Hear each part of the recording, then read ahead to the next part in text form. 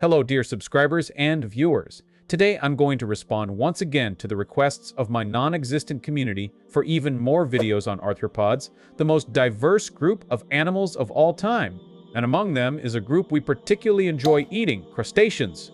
Apparently, they're the only group of arthropods that humans consider edible, while the rest are labeled as disgusting. But in fact, crustaceans are just as disgusting as the rest. The hell is even that? And in this video, I'm going to prove it to you by listing the aberrations, the oddities, and the psychopaths found within this group. So without wasting any time, let's start with Cymotha exigua. So you're probably wondering, like any normal person, what is this thing? Well, Cymotha exigua is an isopod. Yes, an isopod, like the cute little woodlice that we see on dead leaves, but its thing is parasitism. Indeed, instead of feeding on dead leaves and detritus nicely like its cousins, well no, it squats on the gills of fish to suck their blood, and then through them it will eventually enter the mouth of the fish. Then it will start drinking the blood from the blood vessels of the tongue. The more this unemployed person on welfare grows, the less blood the tongue will receive, which will eventually cause the tongue to become necrotic. Then, as if to redeem itself for its heinous crime. What do you want, Nolan? I wanted to say that I was sorry. Cymotha will functionally replace the fish's tongue, becoming a prosthetic tongue for the fish, which curiously does not seem so bothered by the situation. But with this animal, the strangeness doesn't stop there. Indeed, if a male wants to mate, but like the black pill incel he is, can't find a female for the job, he can literally ask his buddy to become a female if he's big enough. Yes, this crustacean can literally become transgender on command once they have done so. The female stores her eggs in a pouch called a marsupium and will eventually release juveniles into the ocean column to restart this infernal cycle. So, my dear subscribers, you're probably wondering where we can find this abomination to flee as far away from these creatures as possible. Well, it's only found in the Pacific Ocean on the west coast, but don't think you're safe because its cousins, which function almost identically, live all over the world. In any case, thankfully, it doesn't attack human beings.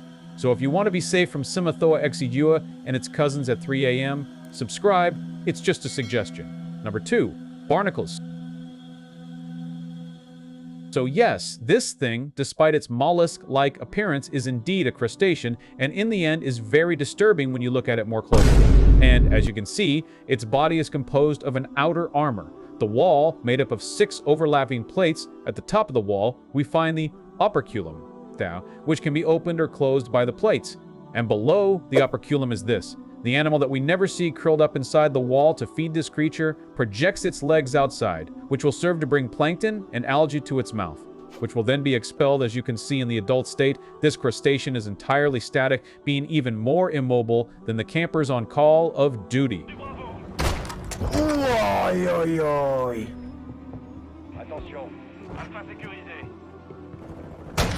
And I'm sure many of you are wondering, how did we discover that they are crustaceans with this weird body? Well, their larvae look exactly like a typical crab larva, the nauplius. Then it will quickly become a cypress whose only goal is to find a place to attach itself with a glue made of sugars and proteins and become a barnacle. You probably think they only attach themselves to rocks, but no, these aberrations have no pity, whether it's big fish, boats, shells, or the private parts of crabs. Yes, because number 3 in our ranking, the Saculina is a parasitic barnacle that does not look like a barnacle at all, because it has no walls nor legs of anything, and in fact, in adulthood, its body is composed of 2 parts. An internal part which is composed of blood vessels, which are basically there to pump blood and gradually drain the soul of the poor crab, a bit like mine in biochemistry class. And an external part which is basically just the eggs and the genital parts, male and female, because yes, like normal barnacles, the Saculina is hermaphroditic, and it releases its eggs in the same way as barnacles. But this is only the beginning of its debauchery, because if you thought draining the host's blood was horrible enough, you will surely vomit when you learn that the Saculina castrates its host. Yes, by attaching itself to the lower part of its abdomen, it prevents the crab, whether male or female, from reproducing and even from molting. Therefore, the crab literally cannot grow while it is parasitized by this pro-maximum squatter. Furthermore, in male crabs, it is able to regulate the expression of their hormones, feminizing them by making their abdomens wider and giving them a maternal instinct towards the Saculina eggs. Yes, you heard me right. But every jutsu has its weakness, and the weakness of the Saculina is Dainalia, a parasite of the Saculina, which is, surprise, a cousin of Simathoa exigua. It just goes to show how everything is connected. Number 4. Sinalphaeus regalis. So, Sinalphaeus is a type of shrimp, the pistol shrimp, which has the ability to create explosions with its large, straight claw that can reach up to 5,000 degrees and travel through water at 72 kilometers per hour. Is this thing Thanos or a shrimp? But wait, in addition to having this totally broken ability like ants and bees, it lives a eusocial lifestyle with castes among which work is divided, such as a worker caste and a reproductive caste, therefore a queen and workers, who live in a colony, in a sponge. The queen is the mother of all the workers. Her main role is to lay eggs, while the role of her slave children is to clean and take care of the sponge and defend it against potential predators or competitors. Indeed, they will kill any animal, even members of the same species, that venture into their sponge, so like ants, they are extremely racist. Person, I'm not living around blacks. Sorry.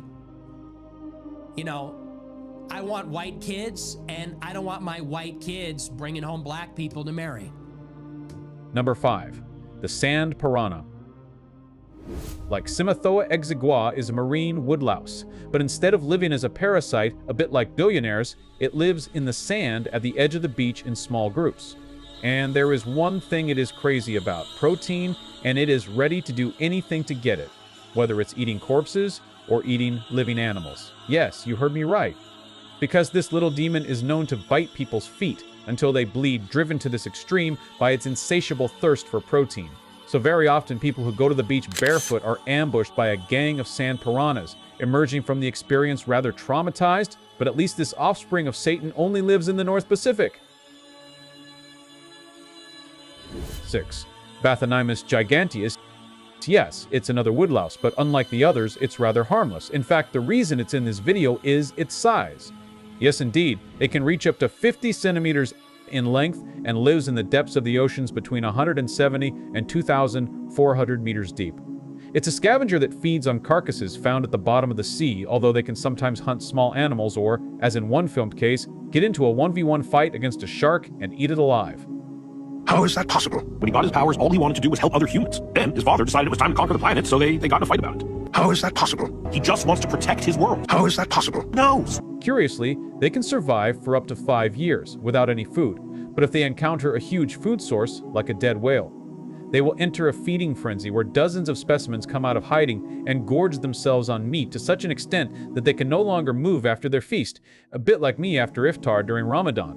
When females mate, they store the eggs in a pouch on their belly, or like in a pregnant woman, they develop little by little until they become a miniature version of the adults, which will live up to 6 or 7 years. They live in the Pacific, Atlantic, and Indian Oceans. At very low temperatures, they are unfortunately very often caught accidentally during fishing.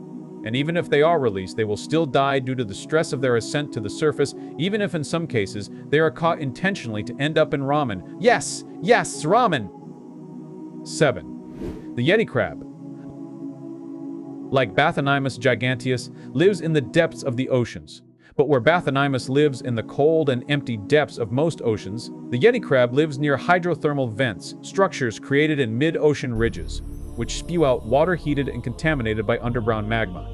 As you can see, it is entirely white and gets its name from its claws, which are completely covered in hairs. But these hairs are not just for decoration, because this crab is super intelligent. Indeed, as sunlight does not reach the depths where it lives in symbiosis with a bacterium that grows in its hairs. The bacterium feeds on the minerals and other products created and spat out by the chimneys in an ideal growth environment, the hairs, and the crab feeds on the bacterium. In general, males have larger claws than females, which they probably use to fight against other males for access to a partner. Females are generally further away from hydrothermal vents, having to protect their eggs from the heat, than males, who live very close to them. There are 2 species of this crustacean, Kiwa arani and Kiwa puravida, which, despite their genetic proximity, are very geographically distant, being separated by an insane distance of 12,000 kilometers in the Pacific Ocean. 8. Skeleton shrimp. So your first reaction upon seeing them is surely, what is that? 1. Well, they are amphipods, like the amphipods in my aquarium, which have evolved this absolutely bizarre body to blend in with the algae on which they live. Depending on the species, they are either filter feeders, filtering water to feed on diatoms, foraminifera, or things like that, or mostly predators, camping out like a Call of Duty player before seizing their prey with their nadopods, which function a bit like the front legs of praying mantises. Their prey are more often small crustaceans, worms, or single-celled amoebas. Generally, the males are much larger than the females, who, like all amphipods, carry their eggs in a pouch called a marsupium, which is very similar to human gestation. And even more bizarrely, skeleton shrimp mothers have been observed on several occasions taking care of their young, which is super rare among crustaceans, the majority of crustacean parents opting for the cannibalism plus infanticide combo. They generally don't swim and stay on algae that can be found at depths of up to 1,500 meters, and they are everywhere except Antarctica. But despite its extremely disturbing appearance, let's say it doesn't cause any problems compared to number 9, which are 9. The gribbles. So when you imagine a marine animal, you probably imagine an animal that feeds on algae detritus. Crustaceans, fish, or other marine resources know well.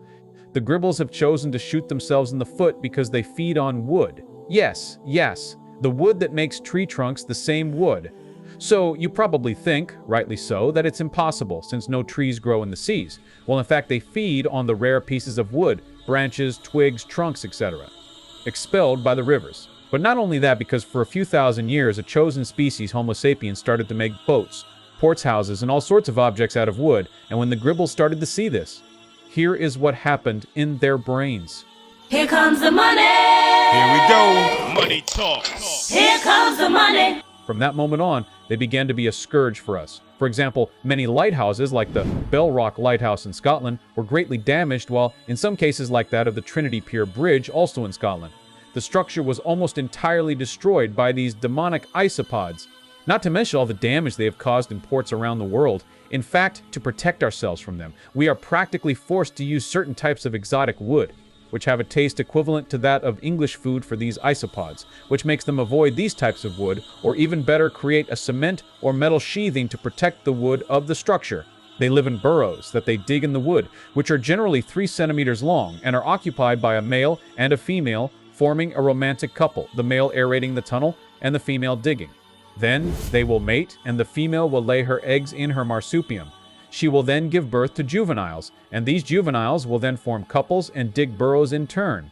When they eat wood, they use an enzyme to transform the cellulose in the wood into table sugar. Yes, they can transform wood into Haribo, and this enzyme could make you rich, because it is currently being studied for its potential use in the creation of biofuel, because by transforming cellulose into sugars usable by yeasts and other fermenters, it will indirectly create molecules usable as car fuel, etc. So this isopod, compared to the 2 other minions of Satan, is, let's say, morally ambiguous. 10. Insects. So yes, you're probably wondering, what do you mean, insects? What are you talking about? Well, in fact, for decades, we didn't know if crustaceans or millipedes were the ancestors of insects. Until in 2002, a study of insect DNA showed that they diverged from remipedes about 442 million years ago. So those who pretend that insects are disgusting but like crustaceans are stupid because you eat their close cousins crabs and shrimp every day, in fact, it's even worse than that, because insects are the majority of crustaceans. Insects have 1.2 million species, while the rest of crustaceans only have 67,000 species. So now that I've proven to you that crustaceans are just as disgusting as insects, if you enjoyed the video, don't hesitate to subscribe, like, and share.